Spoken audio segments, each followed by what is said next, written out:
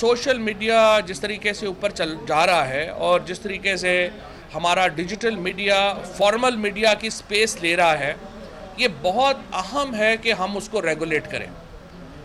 اس کا ریگولیشن کے دو پارٹ ہیں۔ ایک پارٹ جو ریگولیشن کا ہے وہ یہ ہے کہ آپ کا جو ریونیو ہے، آپ کے جو اشتہارات ہیں آپ کے ڈیجیٹل میڈیا کے اوپر، وہ بڑی تیزی سے بڑھ رہے ہیں۔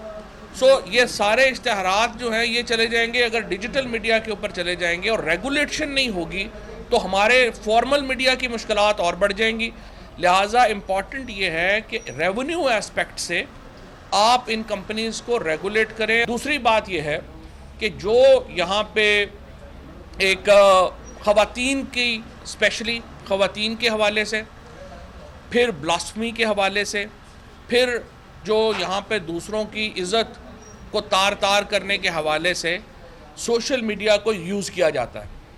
تمام لوگ جو سوشل میڈیا سے اویئر ہیں ان کو معلوم ہے کہ ایسے گروپس بنے ہیں جو 15,000 20,000 25,000 30,000 روپیہ لے کے آپ کے خلاف ٹرینڈ چلاتے ہیں، آپ کے خلاف ایک پورے محاذ کھڑا کرتے ہیں اور کئی خواتین کو اور ان کو جو ہے وہ ملائن کیا جاتا ہے، اور ان کے پاس اس کی داد رسی نہیں ہے، وہ کیا کریں؟ لہٰذا اس کو بھی ریگولیٹ کرنا ضروری ہے۔